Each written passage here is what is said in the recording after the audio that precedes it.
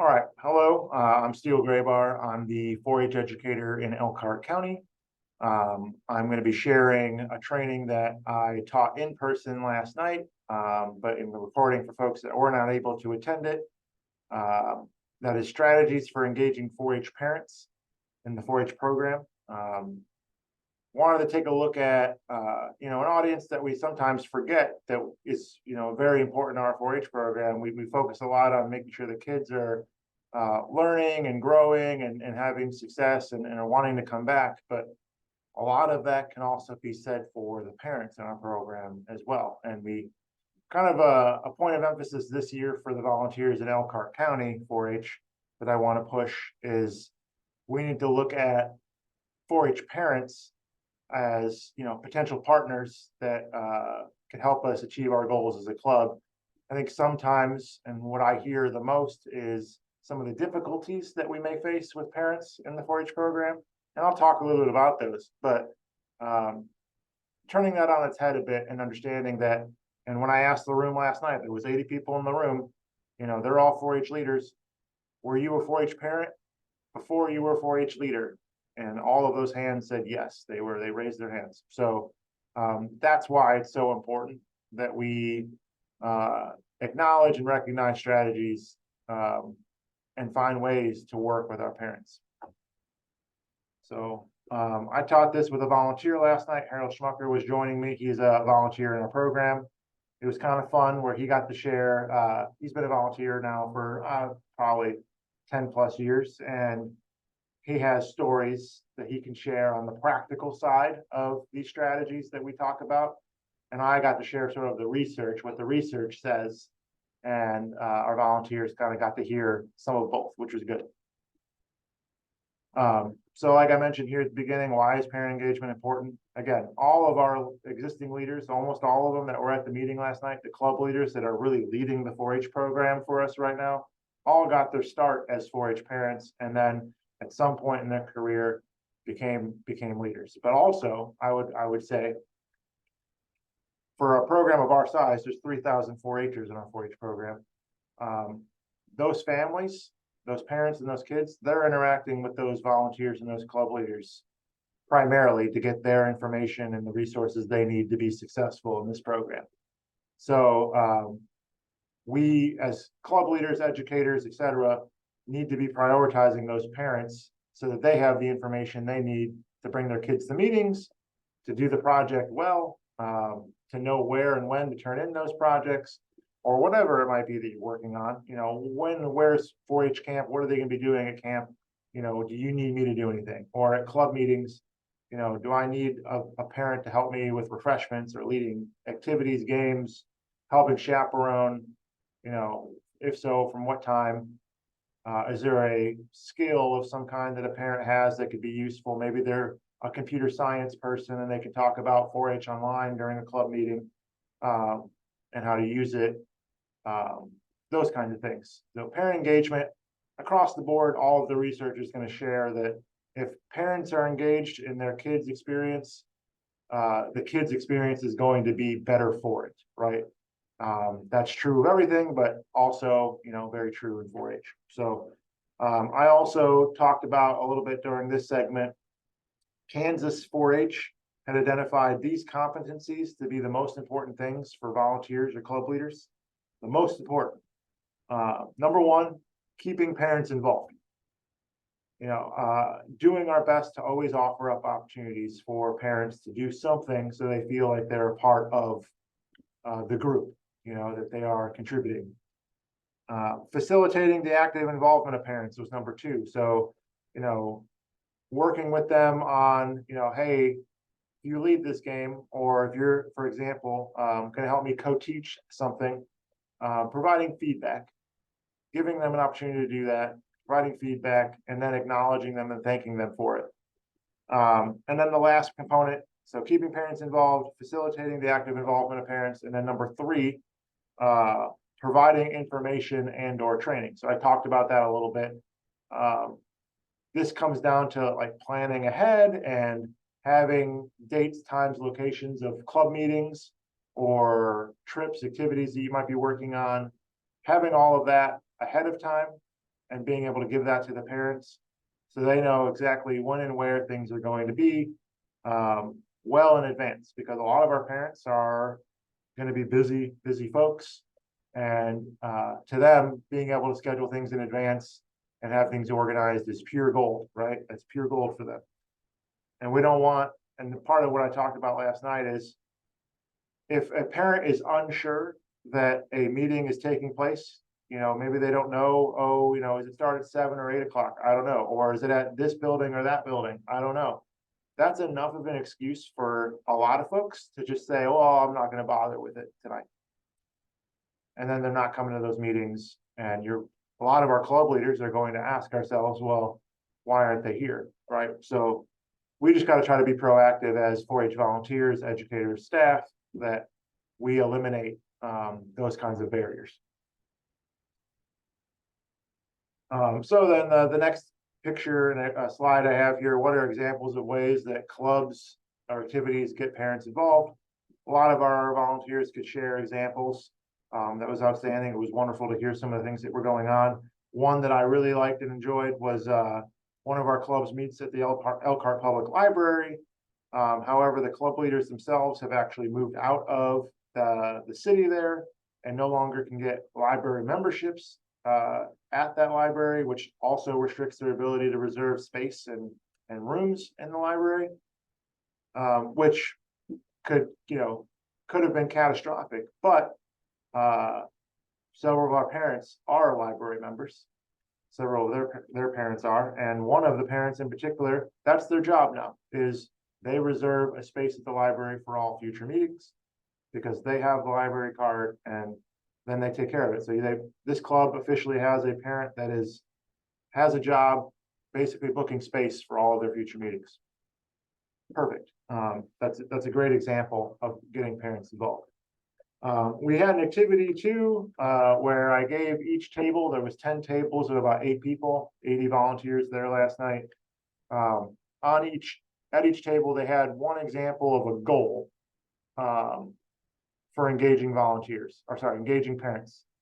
A goal for engaging parents that they could do this next year. So for example, one of the goals was create a welcoming and engaging environment to make club meetings less overwhelming. So then that table had a few minutes to kind of discuss that topic, create a welcoming and engaging environment to make club meetings less overwhelming.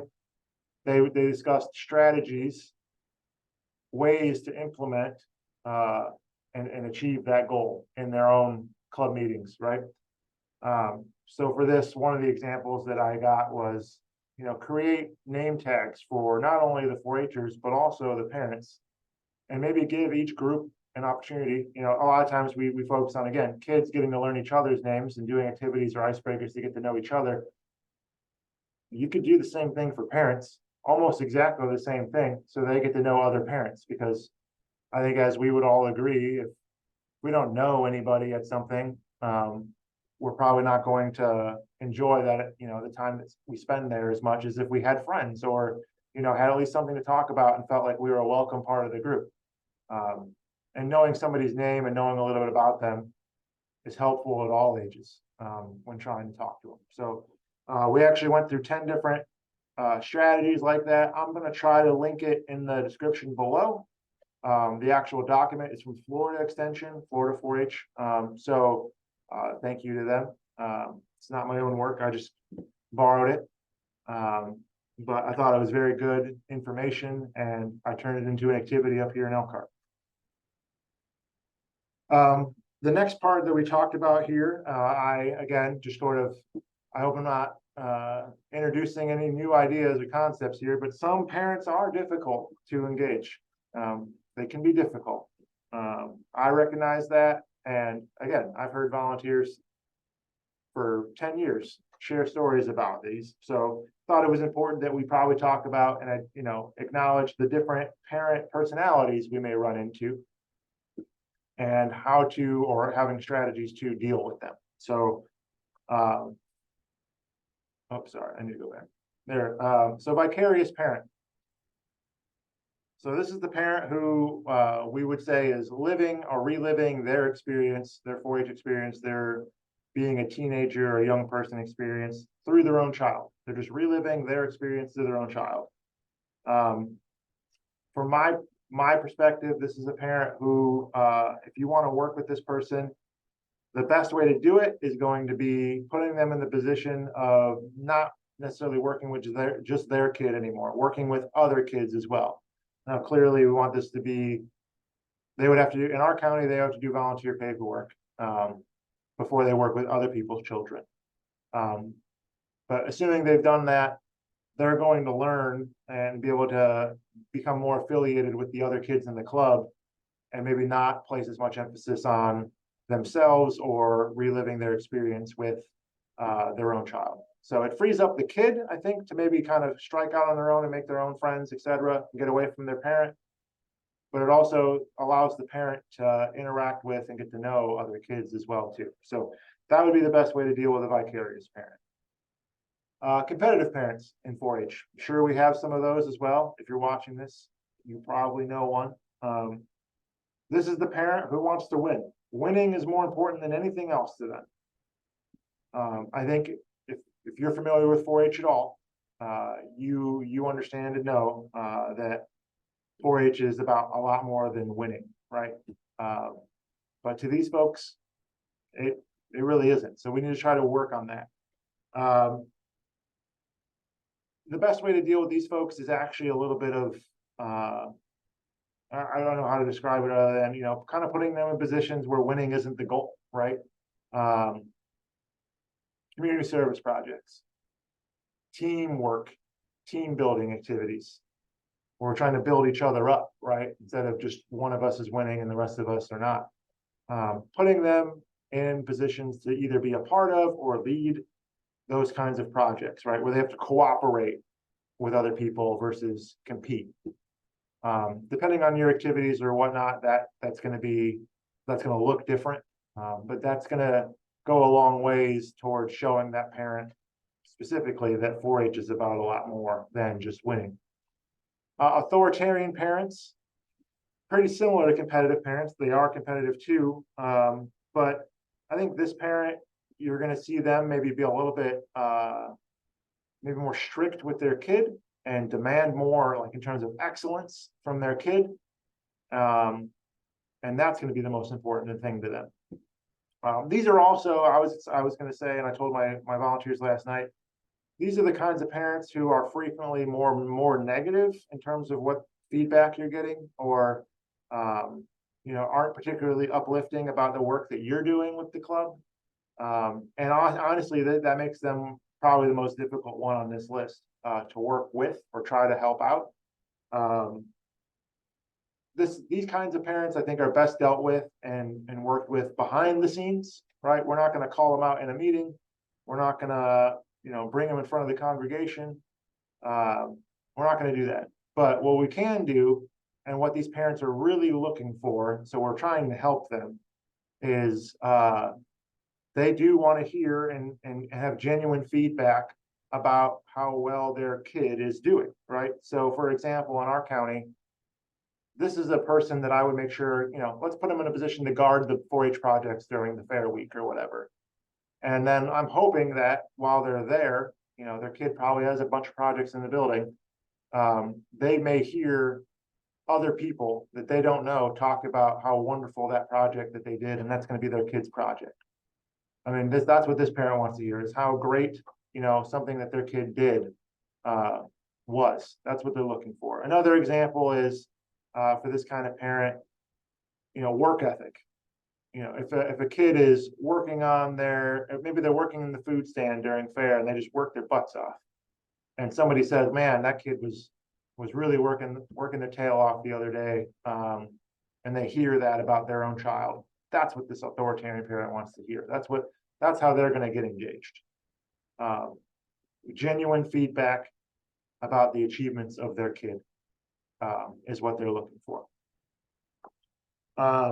Overcommitted parents, I'll have a lot of those too. This is the parent who's coming and going from different things, juggling lots of different tasks.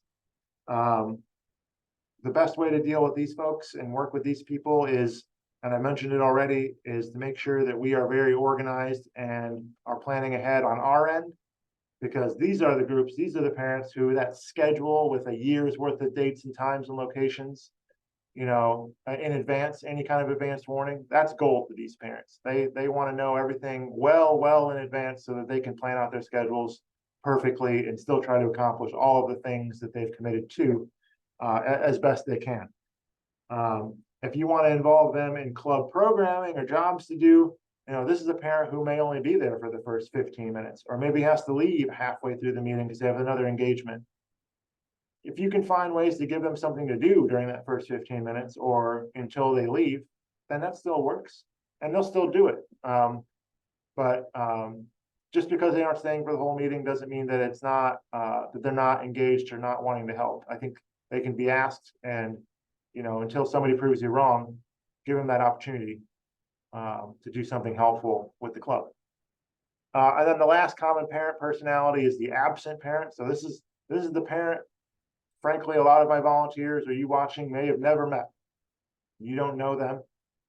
You may interact with their kids, but you don't know who the parents are. I think when working with these parents, and strategies that we need to think about is, I think it's real easy to think that, oh, somebody, they're not coming to my meetings, they're not staying at my meetings, they just don't care. And then we can get bitter about that. We can have resentment about that. Why didn't anybody come to this?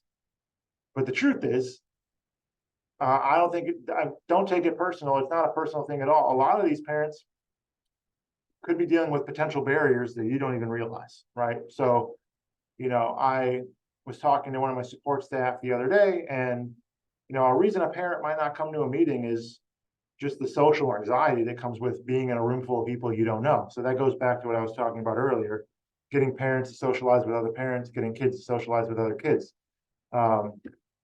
Helping parents make friends is not something I ever thought I would talk about as part of a 4-H strategy, but it is, and it is important because that's going to make them want to come back. Also, other barriers that absent parents might be facing, you don't know about, right? There could be other kids at home he or she needs to stay there and take care of. There may be a language barrier or transportation issues that we don't know about. There may be a legal situation that we don't know about that's keeping them away. Or, like I said, maybe it's lack of planning on our part. Again, they didn't know that when the meeting was going to be, so they said they're going to stay home and they're going to watch Survivor that night.